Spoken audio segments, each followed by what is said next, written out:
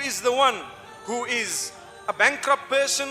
And the companions respond saying, he is one who does not have any gold or silver. In our terms, one with no cash. He's a cashless person, and perhaps he owes people so much. So the messenger says, no, a true bankrupt person is he who comes on the day of judgment with a lot of good deeds next to his name. A lot of good deeds.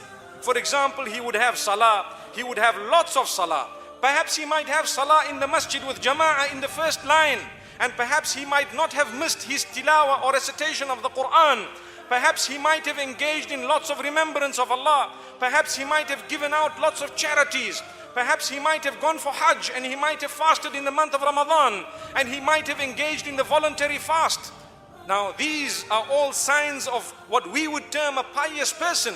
Today, my beloved brothers and sisters, piety has become an item and an issue that people gauge by looking at the outward appearance of an individual, not realizing that the true root of piety is the heart. It begins to show outwardly, correct, but not necessarily everyone who looks outwardly pious is actually internally pious. And not everyone who looks outwardly impious would be internally the same. May Allah subhanahu wa ta'ala grant us the rectification of both the internal as well as the external.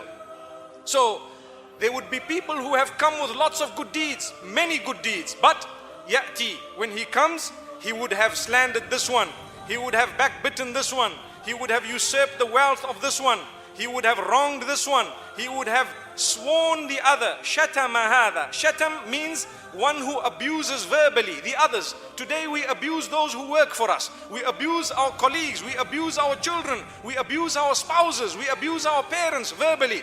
How dare we do that when we are looking forward for the day we meet our Maker? How do you think it would be when we present our swear words in front of the Almighty and say, Ya Allah, when I was in the world, you gave me one chance, and here you are. Ya Allah, these are the words I used to use. A'udhu billah. May the Almighty protect us from the devil. So the devil comes to us and he makes us harm someone, backbite someone. For your information, brothers and sisters, backbiting is so dangerous that today we are living in an age of backbiting, and people do not understand the meaning of backbiting, because when you say, my brother, my sister, do not talk about this person bad because they are not here, they will tell you, but what I am saying is true. That shows the height of ignorance, because the messenger, peace be upon him, has explained very clearly that when you are speaking the truth about someone else in their absence, in a way that they would not like it if they were present, that is known as backbiting. So to speak a lie is actually worse. So if you want to know what is backbiting, brothers and sisters, it is to speak the truth about someone in their absence in a way that if they were there, they would not like it. May the Almighty forgive us all. I would like to think that perhaps the bulk of us, perhaps myself included, sometimes we need to raise the awareness within ourselves of these type of words and statements. May the Almighty forgive us. And for your information, when you backbite, my brothers and sisters, immediately your salah is given away, your zakah is given away, your good deeds given away. You might be the most pious person externally, but because you have harmed someone through backbiting alone, or spreading rumor about them, or slandering. Slandering would mean al-buhtan, to create a lie about them.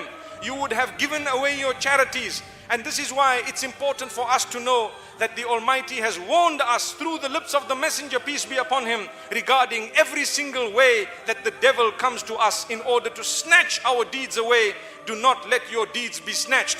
If you would hold a piece of gold, you would make sure you hold fast upon it. If you were to travel to a country where they told you, be careful of the handbag snatchers, perhaps you will make sure your handbag is well tucked in a way that nobody would snatch it. Why are our deeds exposed and we are allowing everyone to snatch our deeds in a way that on the day of judgment, when we get there, this hadith continues, it says, so this man's good deeds go to the other, and the rest of the good deeds go to all those whom he has oppressed in any way, until he is left with no good deeds. But does it stop there? The answer is no.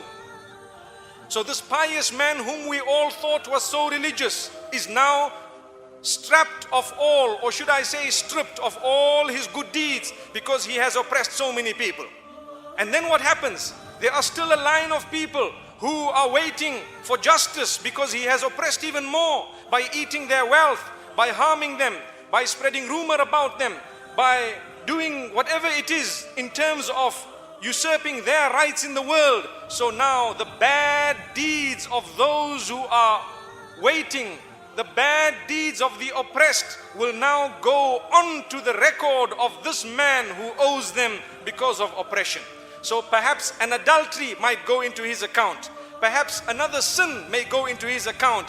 Perhaps the missing of a prayer might go into his account until he is taken and thrown and cast into hellfire. May the Almighty safeguard us.